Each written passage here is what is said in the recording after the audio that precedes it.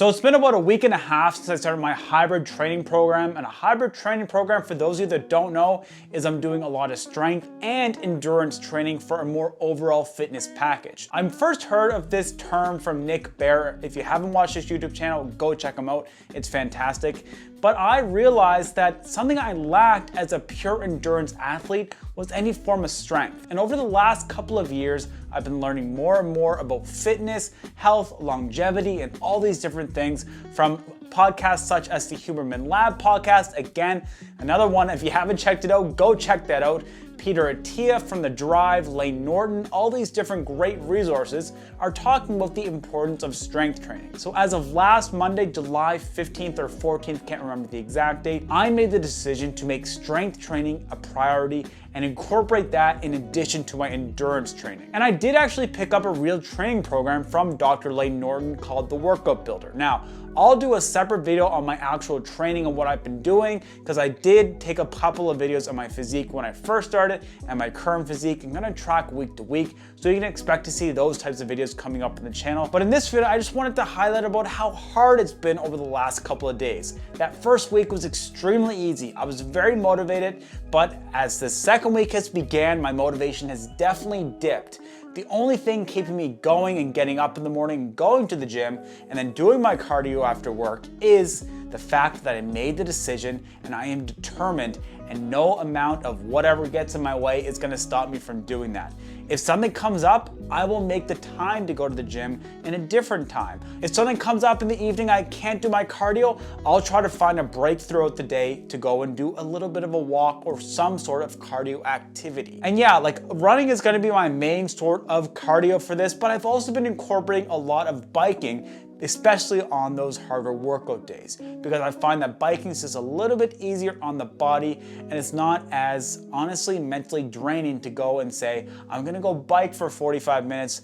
When I'm gonna say I'm gonna go run for 45 minutes, that's a whole nother ball game, and that's another little pain point that I don't need. And honestly, if I can get this down in the first couple of weeks and not missing workouts and getting that habit built back into my life, it's gonna be so easy to stick with it. That's what it's all about, folks. If you wanna change your life, you have to change your habits and your routines. Now, routines aren't always the best because it's easy for something to come up and knock you out of your routine and mess you up, throw you off mentally, and then you just go in a downward spiral, and maybe you'll never get back in that routine again. But having those habits and having those backup plans when something comes up, how you're gonna deal with it and how you're still gonna go out and achieve your goals or what you put down on that paper to have the discipline and go and do it, that's what it's all about. These first couple of weeks, if I can get through them and not miss a workout, even when I'm so tired. Like yesterday morning, I went to the gym and it was a leg day or a lower body workout day, and I was laying on the leg press there,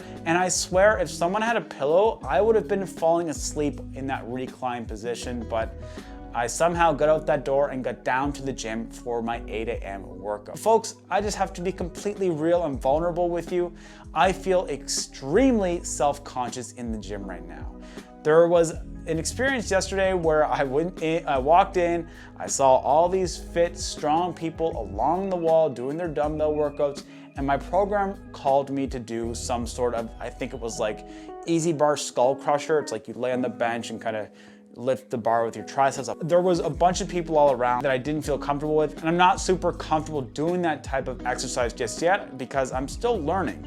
All this gym stuff, I've never been a big gym goer, so I'm having to watch videos of how the people are doing it on my phone and copy that and kind of look at myself in the mirror. So I didn't want to go out there and be embarrassed to do it. So you know what, yesterday I let that win, and I did actually have to do an alternate workout for my triceps, and that's something that I'm gonna have to battle with. There was a day last week where that same kind of feeling came up, but I pushed through it. But every day is not the same. We just have to continue showing up, putting in the work, and eventually those things will become easier. We'll be able to get through them and push through and go and do the workout that we didn't feel we could or that we didn't feel comfortable doing in front of other people. It's been extremely tough for me to start implementing this. My body's been a bit more tired.